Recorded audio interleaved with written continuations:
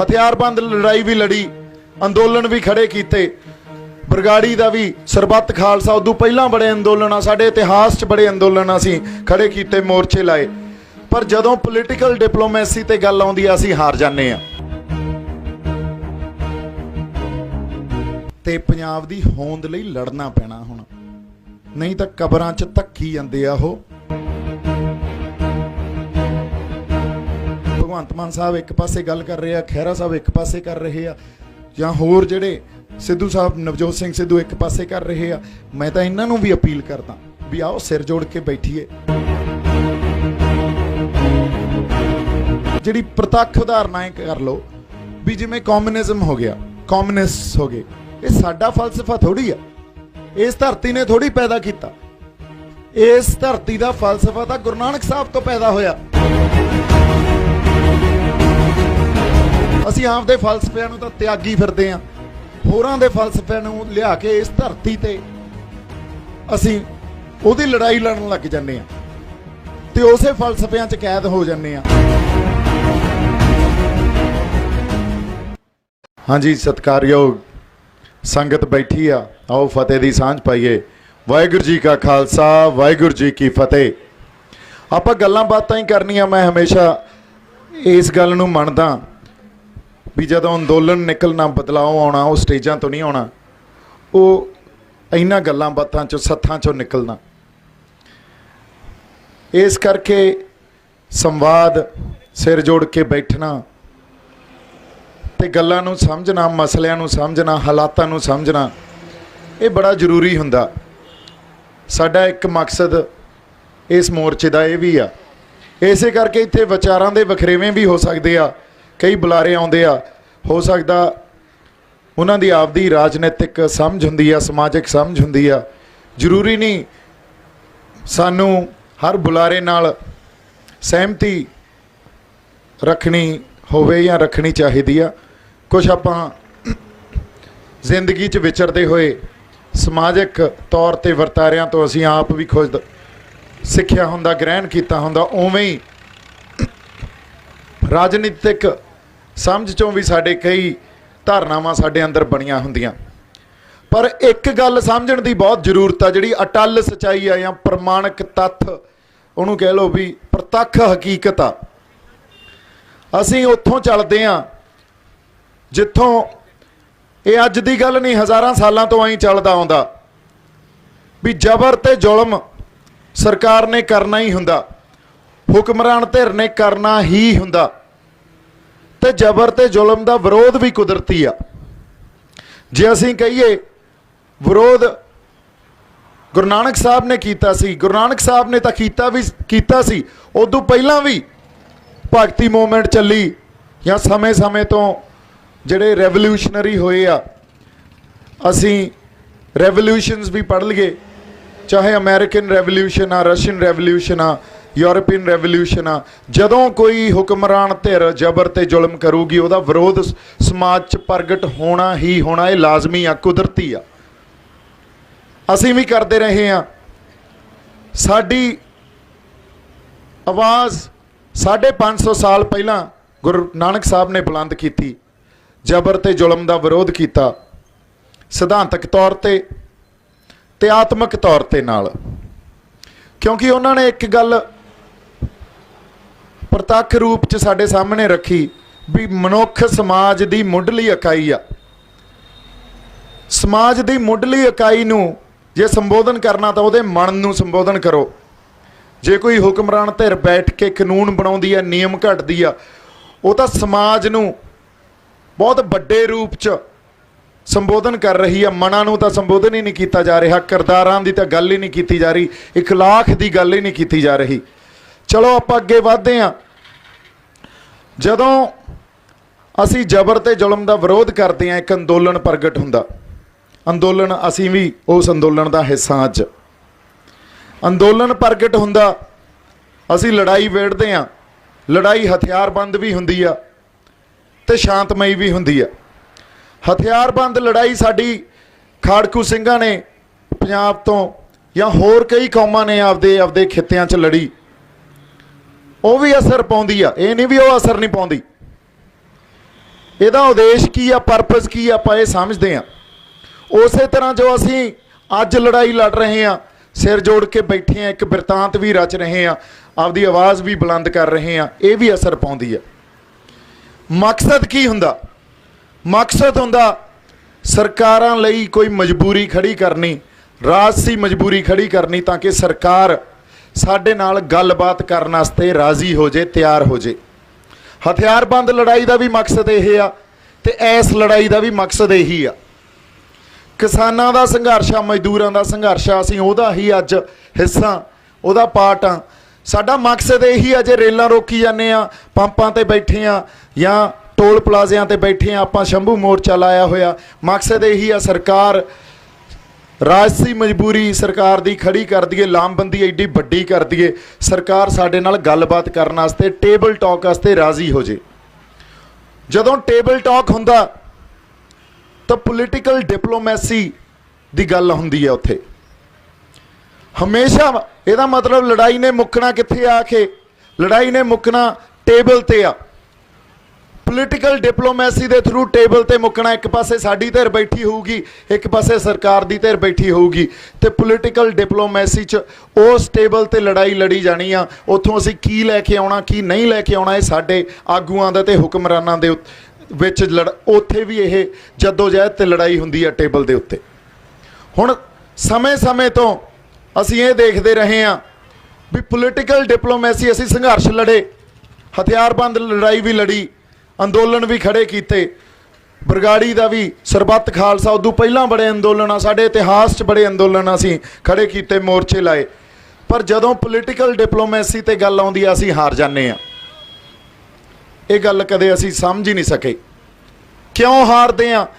ਜਿਹੜੇ ਆਗੂ ਜਾਂ ਤਾਂ ਉਹਨਾਂ ਦੀਆਂ ਬਦਨੀਤੀਆਂ ਜਾਂ ਉਹਨਾਂ ਦੀਆਂ ਗਦਾਰੀਆਂ ਉਹ ਕੌਮ ਨੂੰ ਵੀ ਵੇਚ ਆਉਂਦੇ ਆ, ਪੰਜਾਬ ਨੂੰ ਵੀ ਵੇਚ ਆਉਂਦੇ ਆ। ਸਰਕਾਰ ਨੇ ਕੰਮ ਕੀ ਕਰਨਾ ਹੁੰਦਾ? ਸਰਕਾਰ ਨੇ ਸਾਡੇ ਆਗੂਆਂ ਦੀਆਂ ਕਮਜ਼ੋਰੀਆਂ ਲੱਭਣੀਆਂ ਹੁੰਦੀਆਂ।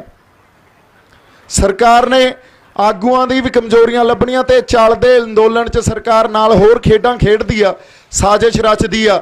ਸਰਕਾਰ ਚੱਲਦੇ ਅੰਦੋਲਨ 'ਚ ਸਾਨੂੰ ਵਾਇਲੈਂਸ ਵੱਲ ਧੱਕਦੀ ਆ। ਸਾਡੇ 'ਚ ਜਿਵੇਂ ਉੱਦਾਂ ਇੱਥੇ ਨੌਜਵਾਨ ਬਹਿ ਗਏ ਸੀ, ਚਲੋ ਜੀ ਸੜਕ ਆਪਾਂ ਜੋ ਚੱਕ ਦੋ ਧਰ ਲਓ, ਤੇ ਆਪਾਂ ਸੜਕ ਤੇ ਬਹਿਨੇ ਆ, ਲਓ ਹੁਣ ਟੱਪ ਕੇ ਦਿਖਾਵੇ ਸਹੀ।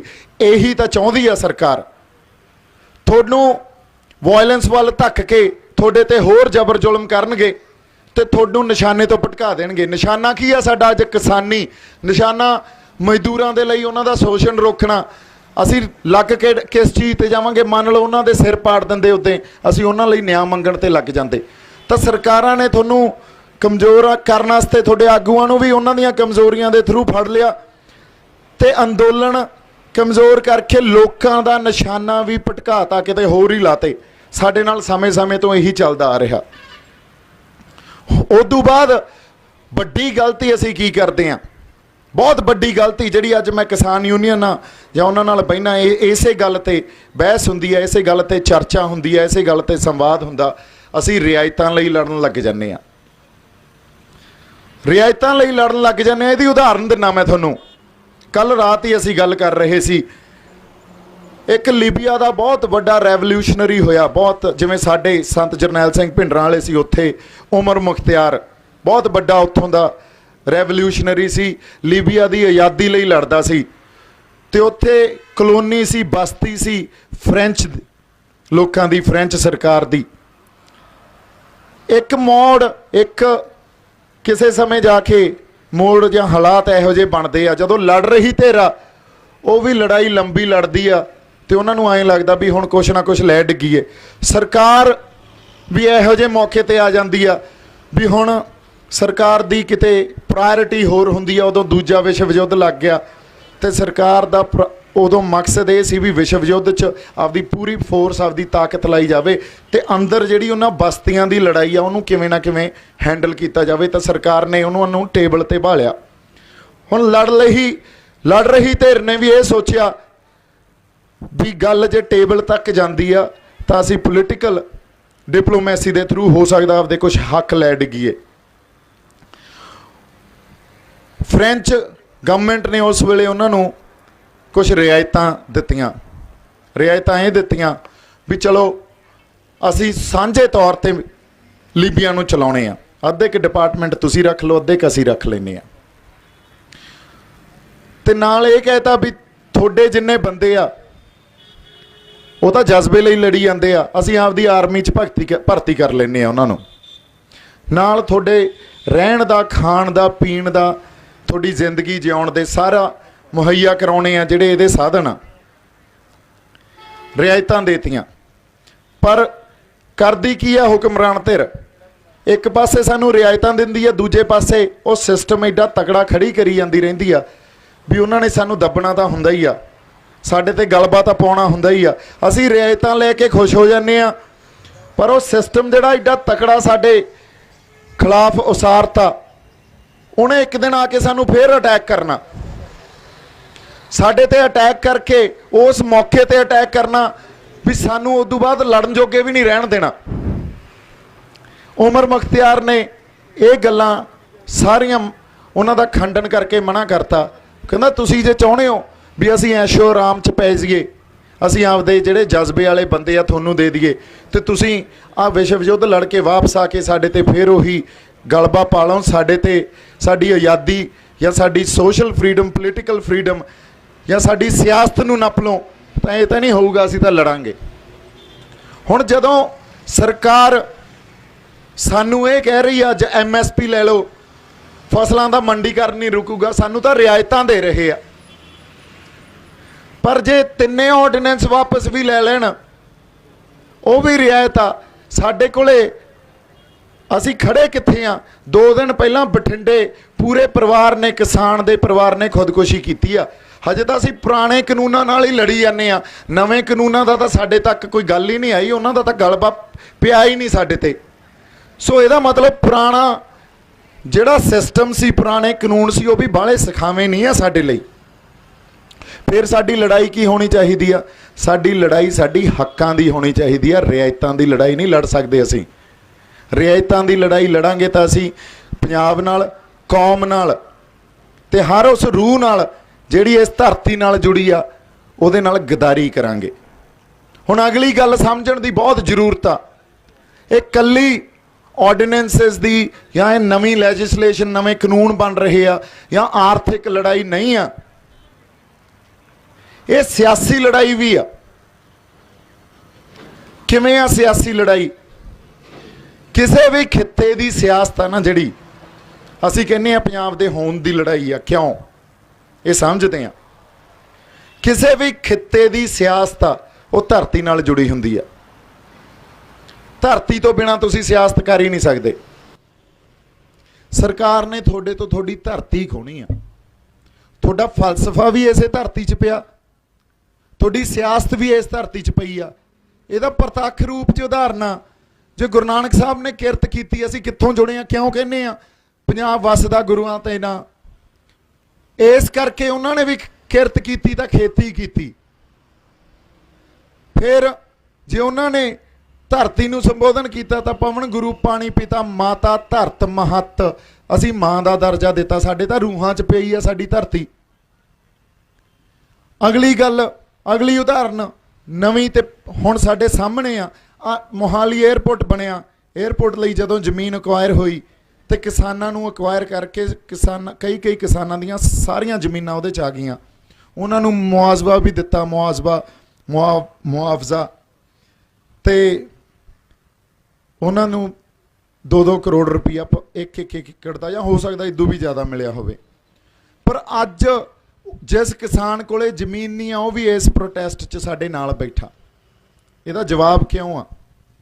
ਉਹਨਾਂ ਦੀਆਂ ਜ਼ਮੀਨਾਂ ਲੈ ਲਈਆਂ, ਉਹਨਾਂ ਨੂੰ ਵੀ ਨਹੀਂ ਪਤਾ ਕਿਉਂ ਬੈਠੇ ਆ। ਜੇ ਪੁੱਛੀਏ ਉਹਨਾਂ ਕੋਲੇ ਵੀ ਜਵਾਬ ਹੈ ਨਹੀਂ। ਕੌਨਸ਼ੀਅਸ ਮਾਈਂਡ ਕੋਲੇ ਜਵਾਬ ਹੈ ਨਹੀਂ, ਪਰ ਸਬਕੌਨਸ਼ੀਅਸ ਮਾਈਂਡ ਕੋਲੇ ਜਵਾਬ ਪਿਆ। ਸਬਕੌਨਸ਼ੀਅਸ ਮਾਈਂਡ ਇਹ ਕਹਿੰਦਾ ਵੀ ਮੇਰੇ ਤੋਂ ਮੇਰੀ ਆਜ਼ਾਦੀ, ਮੇਰੀ ਸਿਆਸਤ ਖੋਲੀ, ਮੇਰੀ ਪੋਲੀਟੀਕਲ ਤੇ ਸੋਸ਼ਲ ਫਰੀਡਮ ਖੋਲੀ, ਸਾਡੀ ਧਰਤੀ ਨਾਲ ਜੁੜੀ ਸੀ।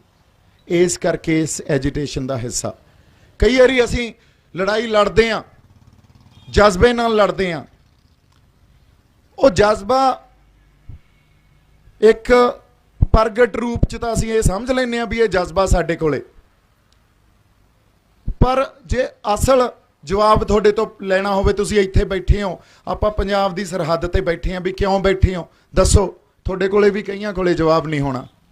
ਕਿਉਂ? ਤੁਹਾਡਾ ਕੌਨਸ਼ੀਅਸ ਮਾਈਂਡ ਲੈ ਕੇ ਆਇਆ ਇੱਥੇ ਤੁਹਾਨੂੰ, ਪਰ ਸਬਕੌਨਸ਼ੀਅਸ ਮਾਈਂਡ 'ਚ ਜਵਾਬ ਪਿਆ। ਤੁਸੀਂ ਉਸੇ ਸੋਵਰਨਿਟੀ, ਉਸੇ ਸਿਆਸਤ ਲਈ ਲੜ ਰਹੇ ਹੋ ਜਿਹੜੀ ਅਸੀਂ ਖੜੀ ਕਰਨੀ ਆ।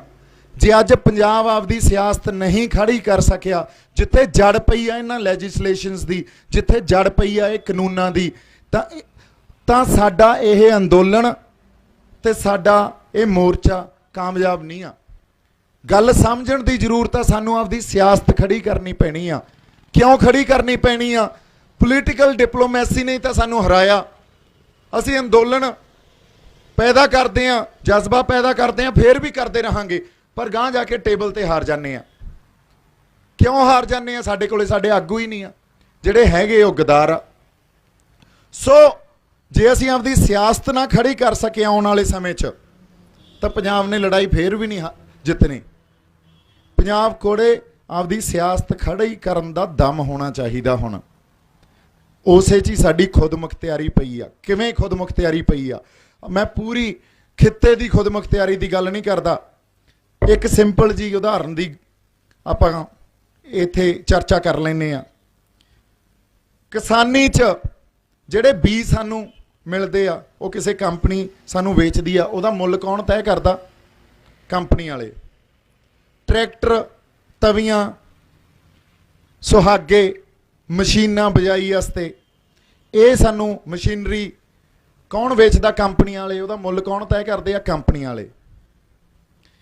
ਰੇਹਾਂ ਸਪਰੇਆਂ ਕੰਪਨੀਆਂ ਵੇਚਦੀਆਂ, ਉਹਦਾ ਮੁੱਲ ਕੌਣ ਤੈਅ ਕਰਦਾ? ਕੰਪਨੀਆਂ ਵਾਲੇ। ਬਿਜਲੀ ਪਾਣੀ ਸਰਕਾਰਾਂ ਦਿੰਦੀਆਂ, ਮੁੱਲ ਕੌਣ ਤੈਅ ਕਰਦਾ? ਸਰਕਾਰਾਂ, ਕੰਪਨੀਆਂ। ਇਸੇ ਤਰ੍ਹਾਂ ਅਸੀਂ ਲੇਬਰ, ਉਹ ਵੀ ਆਪਦਾ ਮੁੱਲ ਆਪ ਤੈਅ ਕਰਦੀਆਂ। ਅਸੀਂ ਅਨਾਜ ਪੈਦਾ ਕਰਦੇ ਹਾਂ, ਅਨਾਜ ਦਾ ਮੁੱਲ ਤੋਂ ਕੌਣ ਤੈਅ ਕਰਦਾ? ਸਰਕਾਰ। ਜਿਹਨੇ ਖਰੀਦਣਾ ਉਹ ਸਾਡਾ ਮੁੱਲ ਤੈਅ ਕਰ ਰਹੇ ਆ। ਕਿੱਥੇ ਆ ਖੁਦਮੁਖਤਿਆਰੀ ਸਾਡੀ? ਤੇ ਤੁਸੀਂ ਜੇ ਕਹੋ ਕਿਸਾਨਾਂ ਦਾ ਤੇ ਮਜ਼ਦੂਰਾਂ ਦਾ ਆ ਰਿਆਇਤਾਂ ਲੈ ਕੇ ਅਸੀਂ ਜ਼ਿੰਦਗੀ ਸੁਧਾਰ ਦਾਂਗੇ, ਸਾਡੇ ਕੋਲੇ ਤਾਂ ਖੁਦਮੁਖਤਿਆਰੀ ਹੈ ਹੀ ਨਹੀਂ। ਜਦੋਂ ਤੱਕ ਖੁਦਮੁਖਤਿਆਰੀ ਨਹੀਂ ਆ, ਉਦੋਂ ਤੱਕ ਜੇ ਤੁਸੀਂ ਕਹੋ ਕਿਸਾਨੀ ਦਾ ਭਲਾ ਹੋ ਜੂ, ਮਜ਼ਦੂਰਾਂ ਦਾ ਭਲਾ ਹੋ ਜੂ, ਨਹੀਂ ਹੋ ਸਕਦਾ। ਕਦੇ ਖਰੀਦਣ ਵਾਲੇ ਨੇ ਵੀ ਮੁੱਲ ਤੈਅ ਕੀਤਾ, ਇਹ ਤਾਂ ਵੇਚਣ ਵਾਲਾ ਕਰਦਾ ਹੁੰਦਾ। ਅਸੀਂ ਜਿਹੜਾ ਕੁਝ ਖਰੀਦਣਾ ਉਹਦਾ ਵੀ ਮੁੱਲ ਉਹ ਤੈਅ ਕਰਨ, ਜਿਹੜਾ ਹੁਣ ਅਸੀਂ ਵੇਚਣਾ ਉਹਦਾ ਵੀ ਮੁੱਲ ਉਹ ਤੈਅ ਕਰਨ, ਤੇ ਫਿਰ ਸਾਡਾ ਭਲਾ ਕਿੱਥੋਂ ਹੋ ਜੂ? ਅਸੀਂ ਤਾਂ ਖੁਦਕੁਸ਼ੀਆਂ ਹੀ ਕਰਨੀਆਂ ਨਾ ਫਿਰ। ਹੁਣ ਇਹ ਗੱਲ ਜੇ ਫਲਸਫਿਆਂ ਤੋਂ ਵੀ ਦੂਰ ਆ ਜਾਈਏ, ਜੇ ਅਸੀਂ ਖਿੱਤੇ ਦੀ ਖੁਦਮੁਖਤਿਆਰੀ ਤੋਂ ਵੀ ਦੂਰ ਆ ਜਾਈਏ, ਜਿਹਦੀ ਗੱਲ ਇੰਡੀਅਨ ਕੌਨਸਟੀਟਿਊਸ਼ਨ ਕਰਦੀ ਆ, ਫੈਡਰਲ ਸਟਰਕਚਰ ਦੀ ਗੱਲ ਇੰਡੀਅਨ ਕੌਨਸਟੀਟਿਊਸ਼ਨ ਕਰਦੀ ਆ, ਅਸੀਂ ਕੋਈ ਅਨਕੌਨਸਟੀਟਿਊਸ਼ਨਲ ਗੱਲ ਨਹੀਂ ਕਰ ਰਹੇ। ਪਰ ਮੈਂ ਸਿਰਫ ਕਿਸਾਨੀ ਤੱਕ ਵੀ ਸੀਮਤ ਰਹਾਂ, ਸਾਡੇ ਕੋਲੇ ਤੱਕ ਉੱਥੇ ਵੀ ਖੁਦਮੁਖਤਿਆਰੀ ਹੈ ਨਹੀਂ। ਤੇ ਸਾਡੀਆਂ ਕਿਸਾਨ ਯੂਨੀਅਨਾਂ ਨੂੰ ਲੜਨਾ ਨਹੀਂ ਚਾਹੀਦਾ, ਸਾਨੂੰ ਲੜਨਾ ਨਹੀਂ ਚਾਹੀਦਾ, ਸਾਨੂੰ ਸਿਰ ਜੋੜ ਕੇ ਨਹੀਂ ਬੈਠਣਾ ਚਾਹੀਦਾ।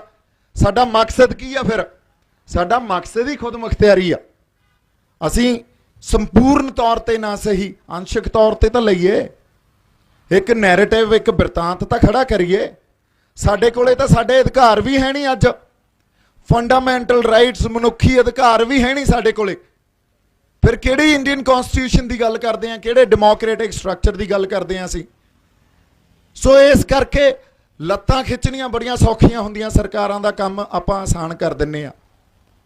ਤੌਮਤਾਂ ਲਾਉਣੀਆਂ ਬੜੀਆਂ ਸੌਖੀਆਂ, ਮਾਈਂਡ ਨੂੰ ਪ੍ਰੈਜੁਡਿਸ ਹੀ ਕਰਨਾ। ਉਹ ਮਾਈਂਡ ਹਿਊਮਨ ਸਾਈਕੋਲੋਜੀ ਆ, ਨੈਗੇਟਿਵ ਗੱਲ ਨੂੰ ਬੜਾ ਛੇਤੀ ਫੜਦੀ ਆ। ਪਰ ਜਦੋਂ ਸਿਰ ਜੋੜ ਕੇ ਬੈਠਾਂਗੇ, ਗੱਲ ਨੂੰ ਸਮਝਾਂਗੇ, ਜੜ ਕਿੱਥੇ ਪਈ ਆ, ਉਸ ਜੜ ਨੂੰ ਪੱਟਾਂਗੇ। ਅਸੀਂ ਤਾਂ ਹਾਲਾਤਾਂ ਨੂੰ ਮੁਖਾਤਮ ਹੁੰਨੇ ਆ। ਆ ਦੇਖੋ, ਮਸਲਿਆਂ ਨੂੰ ਮੁਖਾਤਮ ਹੁੰਨੇ ਆ। ਕਿਵੇਂ? ਅੱਜ ਕਿਸਾਨੀ ਦਾ ਮਸਲਾ ਆ ਗਿਆ, ਅਸੀਂ ਬਹਿ ਗਏ। ਪਹਿਲਾਂ ਨਸ਼ਿਆਂ ਦਾ ਮਸਲਾ ਸੀ, ਉਹਦੇ ਤੇ ਬਹਿ ਗਏ। ਬੇਰੁਜ਼ਗਾਰੀ ਦਾ ਮਸਲਾ ਸੀ, ਉਹਦੇ ਤੇ ਬਹਿ ਗਏ। ਉਦੋਂ ਪਾਣੀਆਂ ਦਾ ਮਸਲਾ, ਉਹਦੇ ਤੇ ਬਹਿ ਗਏ। ਪਰ ਇਹ ਸਾਰੇ ਮਸਲੇ ਕਿਸੇ ਹਾਲਾਤ ਚੋਂ ਪੈਦਾ ਹੋਏ ਆ, ਕਿਸੇ ਖਲਾ ਚੋਂ ਤਾਂ ਪੈਦਾ ਹੋਏ ਨਹੀਂ। ਇੱਕ ਵਿਸ਼ੇਸ਼ ਤਰ੍ਹਾਂ ਦੇ ਹਾਲਾਤਾਂ ਨੇ ਇਹ ਮਸਲੇ ਦਿੱਤੇ ਆ। ਉਹ ਹਾਲਾਤਾਂ ਨੂੰ, ਉੱਥੇ ਪਈ ਆ ਜੜ, ਉਹਨਾਂ ਹਾਲਾਤਾਂ ਨੂੰ ਮੁਖਾਤਮ ਹੋਈਏ, ਉਹਨਾਂ ਨੂੰ ਸੰਬੋਧਨ ਕਰੀਏ। ਜੇ ਮਸਲਿਆਂ ਦੀ ਗੱਲ ਕਰਦੇ ਰਹਾਂਗੇ, ਇਹਦਾ ਤਾਂ ਫਿਰ ਕਿਤੇ ਸਾਡੇ ਫੌਜ ਹੀ ਨਹੀਂ ਪੈਣਾ। ਸੋ गल जदों मैं कहा अंदोलन रैवोल्यूशन आज सिर जोड़ के बैठांगे ਇਹਦੇ ਚੋਂ निकलना संघर्ष चों कढ़ना की आ जे असीं आपदी एक सियासी तौर पर जदों मैं कहना जरूरी नहीं है लोगों ने देना हुंदा आपदी सियासत खड़ी करिए। सियासत किवें खड़ी अज अज जदों असीं ये कहा बंद कमरिਆਂ 'ਚ फैसले नहीं होणगे ये मोर्चा तो तुहाडा मोर्चा मेरा कोई मोर्चा नहीं है। ये तुसीं ये देखो आ जे जज्बा ना होवे मेरा इत्थे खड़े रहण दा की फायदा तुहाडा जज्बा ही आ। असीं इहदा मतलब एक एके दी बुलंद जिहड़ी आवाज़ आ साडी ਉਹ खड़ी कीती भी बंद कमरिਆਂ 'ਚ नहीं होणगे ਇਹਦਾ मतलब ये नहीं वो टेबल ते नहीं बैठणगे। असीं किहा बैठो पर सानू ट्रांसपेरेंसी एक पारदर्शिता रखो उत्थे साडी सियासत उत्थे डिग ना पवे क्योंकि गल तो पोलीटिकल डिप्लोमेसी ने करनी आ गल तो टेबल ते होनी आ। जे तुसीं उत्थे ही सारा कुछ इकट्ठा करके सरकार दी मजबूरी खड़ी करके असीं तुहानूं टेबल ते बाता ते टेबल ते तुसीं हमेशा ही वेचिया सानूं असीं क्यों नहीं कहांगे भी बंद कमरिਆਂ 'ਚ फैसले नहीं होने चाहिए। ठीक आ किसान आगूआं ने संघर्ष लड़े आ लंबे घोल लड़े आ सत्कारयोग आ उन्होंने डांगां खाधियां गोलियां खाधियां पर साडा निकलिया की आ साडे कोले तां 70-75 सालां दा इतिहास पिया ना ਉਹਨੂੰ ਦੇਖਾਂਗੇ कि ਤੁਹਾਡੀਆਂ ਡਾਂਗਾਂ ਸੋਟੀਆਂ ਤੇ ਗੋਲੀਆਂ ਉਹਨੂੰ ਦੇਖੀਏ ਉਹਦੇ ਲਈ ਤੁਹਾਨੂੰ ਅਸੀਂ ਮਾਣ ਸਨਮਾਨ ਸਤਿਕਾਰ ਦੇਵਾਂਗੇ। ਪਰ ਜਦੋਂ ਕੌਮ ਦੀ ਗੱਲ ਆਉਂਦੀ ਆ ਉੱਥੇ ਕਲੈਕਟਿਵ ਲੀਡਰਸ਼ਿਪ ਦੀ ਗੱਲ ਆਉਣੀ ਚਾਹੀਦੀ ਆ ਉੱਥੇ ਇੱਕ ਆਗੂ ਦੀ ਗੱਲ ਨਹੀਂ ਕਰ ਸਕਦੇ। ਅੱਜ ਮੇਰੀ ਗੱਲ ਕਰੋਗੇ ਫੇਰ ਖਤਾ ਖਾ ਜਾਾਂਗੇ। ਅਸੀਂ ਤਾਂ ਕਲੈਕਟਿਵ ਲੀਡਰਸ਼ਿਪ ਪੈਦਾ ਕਰਨੀ ਆ ਕੱਲਾ ਮੈਂ ਕੁਝ ਵੀ ਨਹੀਂ ਕੱਲੇ ਤੁਸੀਂ ਕੁਝ ਵੀ ਨਹੀਂ।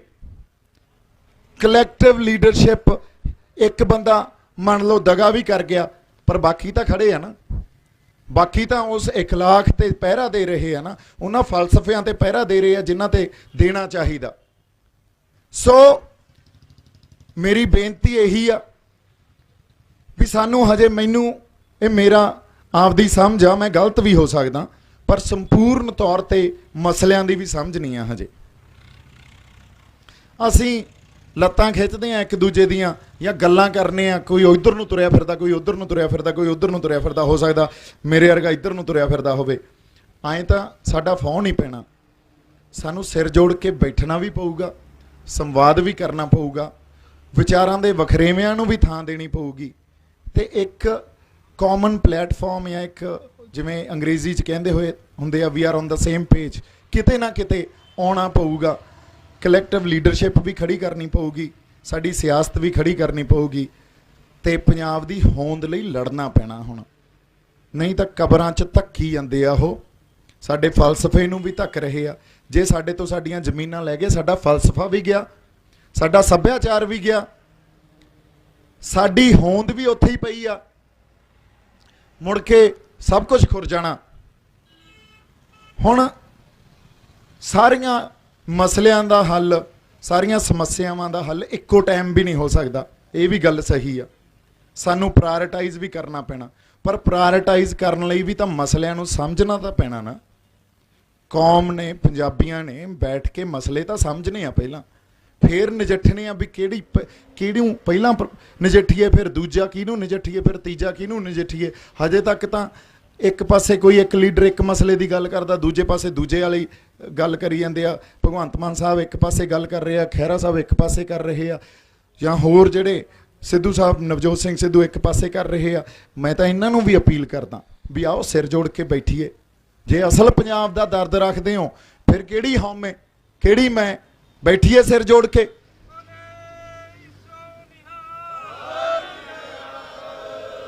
सो इसे करके कलैक्टिव लीडरशिप पैदा करनी पैनी आ। कई बारी मैं जिन्ना कि समझिया मेरी समझ भी हजे पूर्ण संपूर्ण नहीं हो सकती अंतिम सच मेरे कोले भी नहीं आ पर जिहड़े साडे खुंड आ इत्थों दे पंजाब दे या कितों दे भी उन्हां दी एक वो आपदे फलसफियां तो दूर हो गए कितों होर फलसफे लैके उन्हां ते पड़ेथन ला के ते उन्हां दी गल करते आ ते उहदे च कैद हो जाते आ।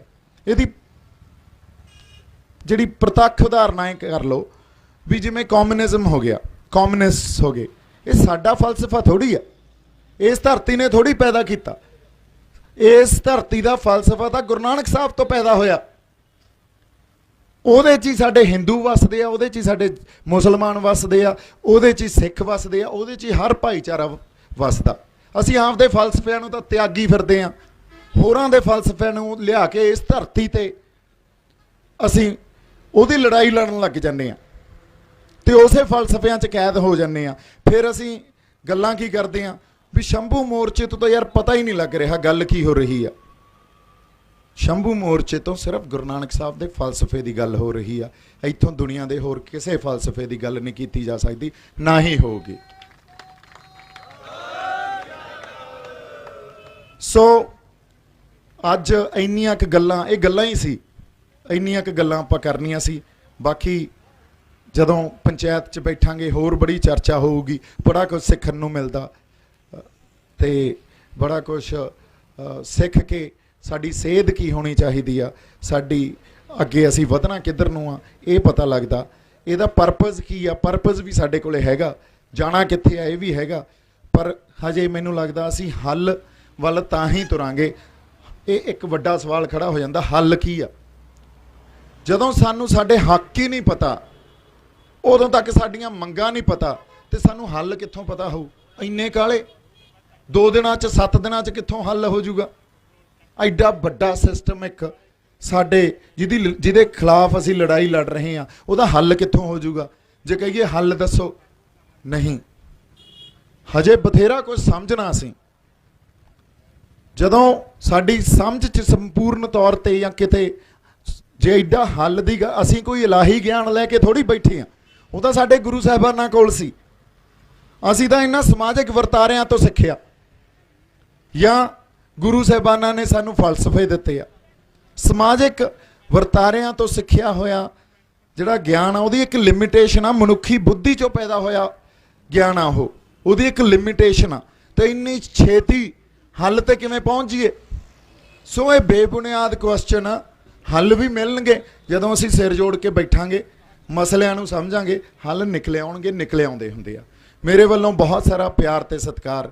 ਸਤਿ ਸ਼੍ਰੀ ਅਕਾਲ। ਵਾਹਿਗੁਰੂ ਜੀ ਕਾ ਖਾਲਸਾ, ਵਾਹਿਗੁਰੂ ਜੀ ਕੀ